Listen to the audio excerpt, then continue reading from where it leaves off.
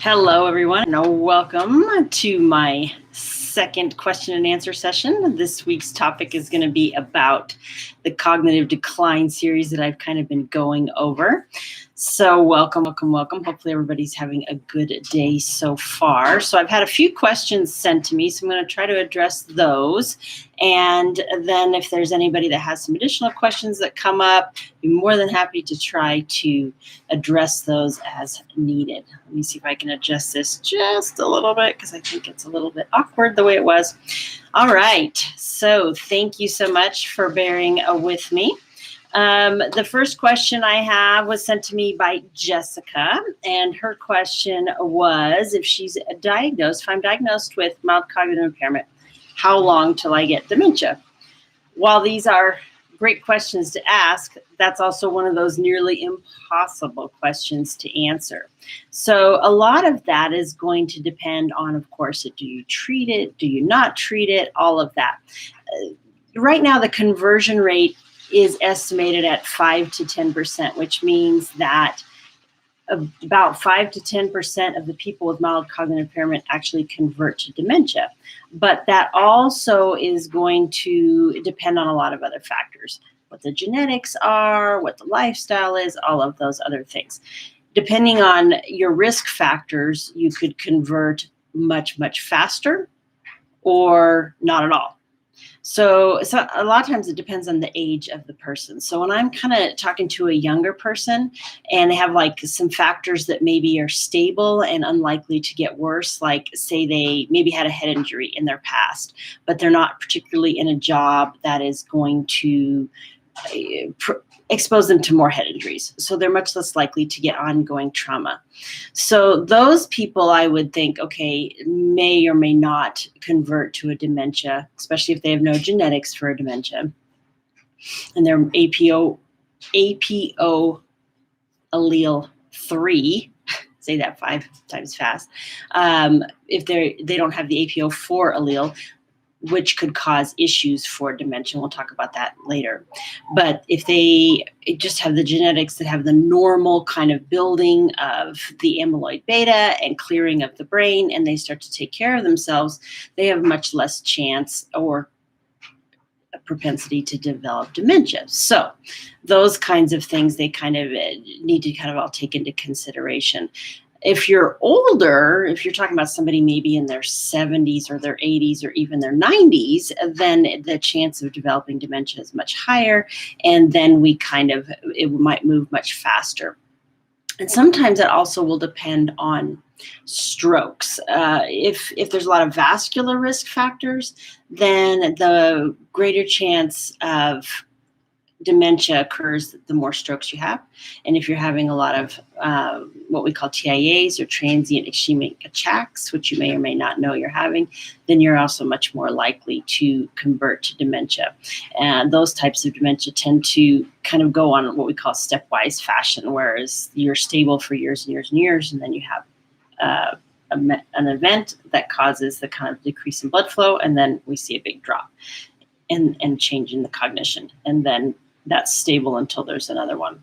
So it's really, really hard to determine, okay, how long.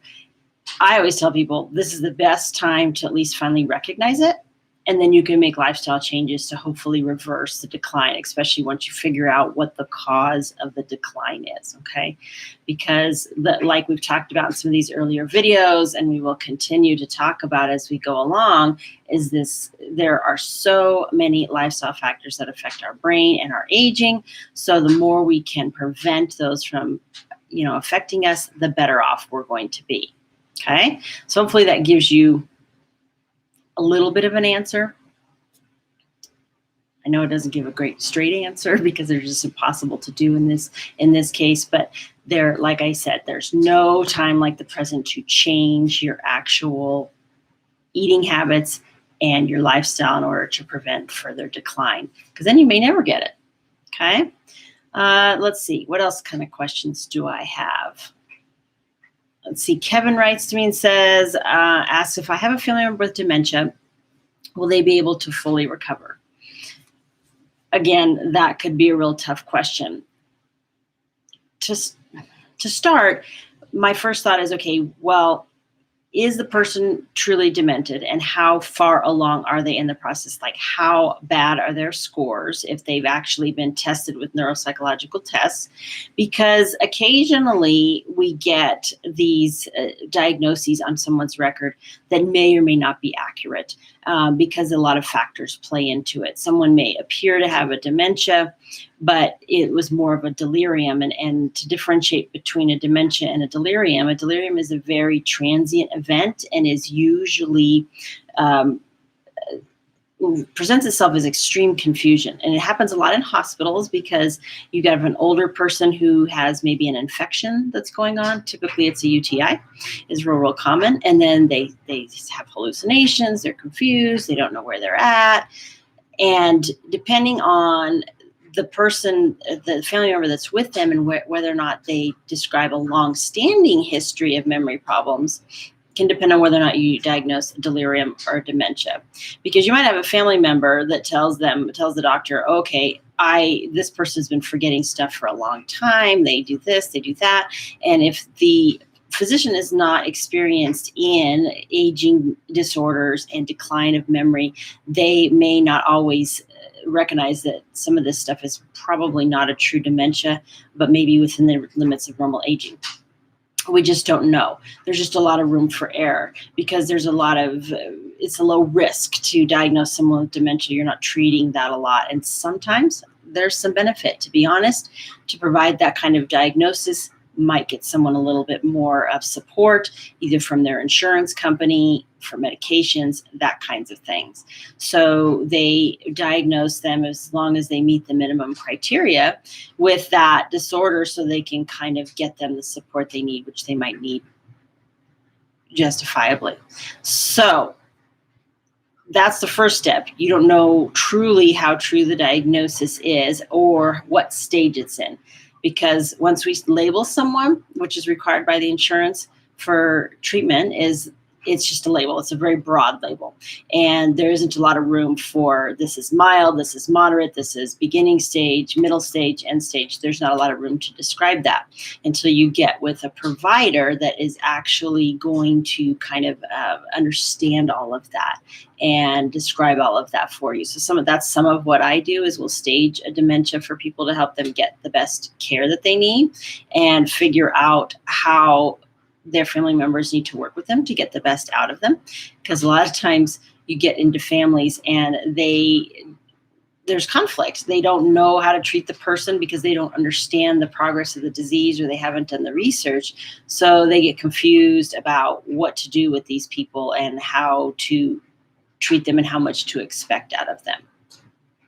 So that being said, if you've got someone that's diagnosed with dementia and you know all of that, and then you're looking at the factors that may be contributing to that, and is it a true Alzheimer's dementia with excessive amyloid beta, or are we looking more at vascular factors or dietary factors?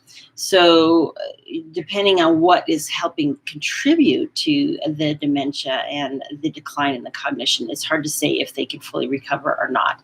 There have been reports of people that have actually started some of these protocols to help stop and reverse cognitive decline.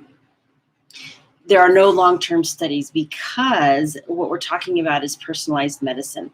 And when you do a long-term study, you have to do, the gold standard is a double blind. So it makes it really difficult to do personalized medicine because you're just saying, does this medicine help or does it not? And it's usually one medicine or one lifestyle change or one item, okay, one item in the person's life to alter to see if they kind of will see an improvement in their overall. And then typically people are not going to improve based on one thing. It's like think about weight loss and how we get healthier. Do we get healthy from diet alone? No, we have to have diet and exercise, more movement. Do you get healthy from exercise alone? Can exercise give you the ability to eat whatever you want? No, of course not. You have to kind of use a combination of those things, to make a better lifestyle. And that's kind of what the premise of this whole channel is, right? Is how to create our best quality of life based on our overall health and lifestyle habits. So back to the cognitive decline piece, it's just difficult to determine, okay, will this person recover? How much is reversible and how much isn't? A lot of the times it will depend on how much pruning has actually happened, how much actual death of nerve cells has actually happened. The nerve cells in the brain are actually wonderfully plastic, and they change throughout our lives. I know a lot of times we've been taught that the growth actually stops when we're in our 20s. And while we may have a fully developed brain when we're in our mid-20s, it doesn't mean that we cannot continue to build new synapses. We may not build a lot of new cells, but we can build new connections and strengthen the connections that are there. Because there's this idea that the brain will actually prune what it doesn't use and then use what it's got left for what it needs. So if we want to do something a little bit more with that, we, of course, encourage and improve learning and continue learning to help strengthen the synapses that are there. And they can then communicate the things we need them to. So think of it like almost like an overloaded telephone line. So the telephone line will handle more if we give it more and if we need it to handle more, even though we've cut back to one line. It becomes a higher speed line as opposed to a low speed line. Does that kind of make a little sense, I hope? So if there isn't excessive pruning and the shrinkage and the atrophy in the brain isn't horribly excessive, then there's much better chance of recovery. Now, of course, we have not figured out how to stop aging. That's not going to happen, but we can maybe slow that down or kind of improve the overall functioning until something else may occur. So when you say fully recover, the question is, what do you mean by fully recover? Do you mean how they were like in their 40s? Probably not realistic because there's that aging process. Could you get them so they can be more independent? Probably. And there's a good chance in that if there's a lot of reversible factors. They can think clearer, make less mistakes, and maybe go from moderately impaired on a neuropsychological test to mildly impaired or just below average. I've actually seen that happen, and I've treated patients that when they came into me, they had a lot of inflammatory processes going on, and they started on this gentleman started on this whole lifestyle change. I think he became totally vegetarian. He took all these supplements. He's been monitoring his blood work and doing all of that, and he would get tested every year. And in the beginning, he was pretty stable for the first 2 years that I saw him. I think I've tested him a total of 3 times now. So the first 2 years, he was pretty stable. It took a long time for those dietary things to take effect. And while a lot of his numbers started to improve, such as his overall cholesterol numbers, his glucose numbers, his inflammation numbers, it took a lot longer to kind of move and to heal. And so while he showed some improvement, and typically if you're doing dietary stuff or supplement stuff, you're going to see like a stop in the decline over the first 60 to 90 days. And then you might actually see some improvement, because if you remember, we have to kind of stop the overall decline and then actually rebuild the brain. So it takes some time to do that and rebuild. So, and a lot of it depends on what you're still putting in the body. So, and then on the third, back to this patient that I had treated, he actually, on the third time, was down to mild cognitive impairment. So he actually, even though he fit the factors for what we call major neurocognitive impairment of the vascular type, or a dementia of the vascular type, when I first saw him, even though he was still relatively independent, he was very much aware of the mistakes he made and the issues that he was dealing with. So then by this time, when I saw him actually relatively recently, I usually see him in the beginning of each year, he was much more energetic and already showing signs of improvement in his overall cognitive functioning. And he was down to what I would label mild cognitive impairment.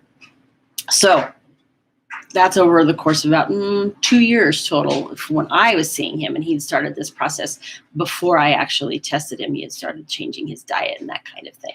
So it takes a long time to do that, but it's worth the overall effort. But that's also why I advocate get into this lifestyle change as young as you possibly can. One of my favorite things to do is educate family members on, especially like a child. So when a child, and when I say a child, I mean like someone in their 40s or 50s who is bringing their parent in, right? Their parent that's in their 60s, 70s, 80s for testing. And they get to watch, and they're usually really good. I always tell them, if you interfere with your parents' test, I'm going to give you a test of your own. And so they always sit there real quiet. But they watch the testing and they see where their parent maybe is struggling, and they have a much, much better understanding of their parents' deficits and how to empathetically work with them. And then they also start to go, oh, I need to watch for this in my future. And then as I provide the education regarding diet changes and how to care for your brain, I am actually treating two people at once. And I find that very fulfilling, because then I've got someone that maybe goes, well, I see this happening to mom or dad, and I don't want to go down that route. So I better take care of my brain and do things a little better, even if I don't know what the genetics are. Okay.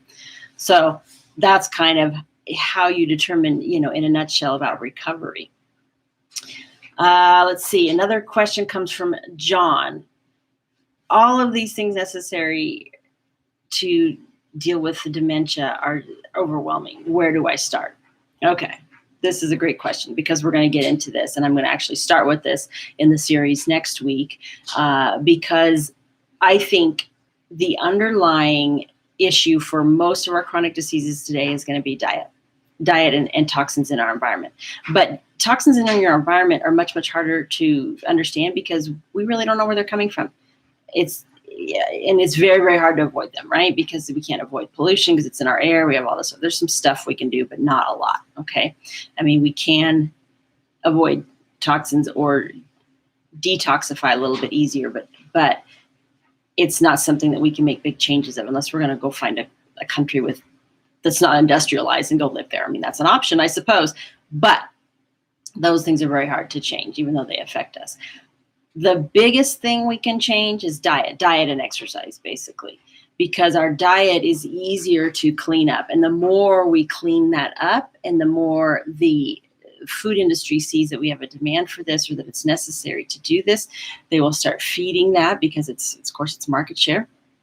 So they're going to start figuring out, okay, this is what we want to do to get people healthier, and this is what they want. They want to eat healthier. They want to avoid the toxins on the food. They're going to do this, and they're going to pay more for this kinds of things. So really understanding your diet, when you eat, what to eat, what things you're putting in your body, what markers you need to be watching. Those things are what you need to start on first. And that's what we're going to start on in the next part of this video series, is understanding how to change your diet and get your brain to work a little bit better. You'll hear me talk over and over and over again about sugars and how glucose and insulin affects our overall brain. And even though glucose is necessary for the brain to work, we tend to bathe our brains in way too much glucose. So we need to kind of monitor that a little bit. And there's other things that can feed your brain as equally. And we can kind of talk about how we get more of those into the diet as well. So for people that struggle with changing their diet and feel overwhelmed, those are good opportunities for people to get on and be like, get some personal coaching around that, because it is overwhelming to just be like, oh, this is just too much stuff. And if you have someone that can guide you and have you help you list out what you're eating and make small changes so that you're not overwhelmed, and help you set your goals for the week and hold you accountable, that's how you can make long-term changes to kind of help your overall journey towards better health. All right. Hopefully that's getting you a little bit closer. Let's see. Mike writes and says, I did a DNA test and I have APOE44. Am I going to get dementia? Okay. So now we're going to talk briefly about the genetics of this. So the majority of Americans do not have that APOE4 allele. They're usually APOE2 or 3. Most of us have 3 is what the majority of people have. I myself have 3, which I kind of expected, because if you look at my family history, I'm like, okay, even though we have strokes, we don't have dementia particularly. Strokes take us out earlier in my family. So the APOE44, that's a 2 allele. So of course we have 2 copies of every gene, and some people can be APOE4 and APOE3. And so that means they have one gene that kind of helps them get rid of beta amyloid and one gene that doesn't do much because it's not helpful. And that's what the APOE4 allele is. It's one that just does not help clear beta amyloid as much and break that down. So part of the whole cycle is beta amyloid is built up to help clean the garbage out of our brains. And then we have other mechanisms that kind of help us clear that. And if we cannot, either because A, there's too much garbage for it to do, or B, we don't have enough of the enzymes necessary to clear the beta amyloid, then we are going to have other things that build up after that, which is basically tau. Tau amyloid will build up after the beta amyloid in kind of a series in the cycle. And we can go over that a little bit later. So unfortunately, people with APOE44, I always forget the E, APOE44 are about 50% at risk. So again, it's all about risk factors, additional risk factors, and percentages. So are you at higher risk? Yes. Can I say you're going to get dementia? No, because I don't know if you are the 50% that's going to get it or the 50% that's not. So we can't say. Now, I think there's a lot of things you can do to kind of protect against it and to stave it off as far as you can. Because, you know, as we start to see a lot of people where they're like, they have late onset dementia. Some people don't worry about it so much. If you're in your 90s and you get dementia, it's like, well, you've lived a long life. And those kinds of things are part of your aging process because of your genetics. The earlier onset ones we're a little bit more worried about them because they usually have other factors, multiple factors that are going to contribute to those kinds of things. So again, you're going to look at, okay, these are my genetics. This is why a lot of people don't get genetic tested, is because they're afraid. But here's what I kind of suggest. Don't worry about the genetics. Don't get the genetic testing. Look at, especially if you're worried about it, just assume you have the potential to get dementia. Everybody does, based upon what's put in their body. So make that assumption that you do have that potential. And if you're worried about it, what can I do to take care of my brain and my health so that I don't get dementia?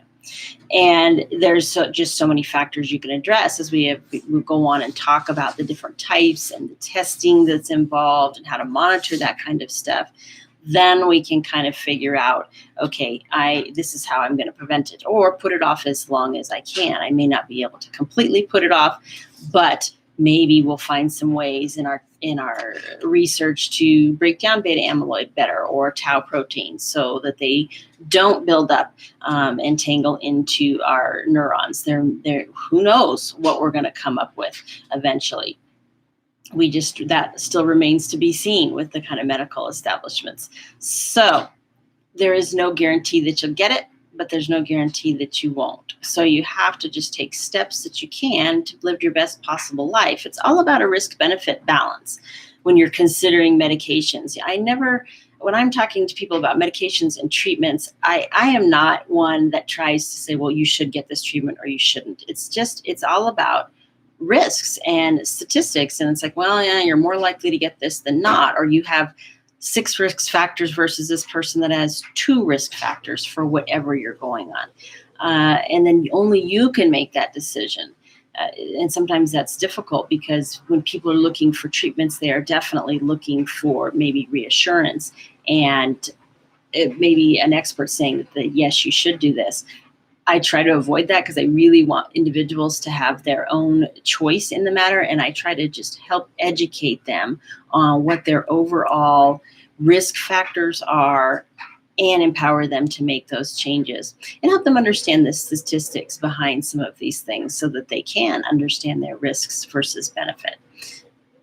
So that is the last question I have. I didn't see anything else come up lately. So if there's anybody else that has any questions, please let me know.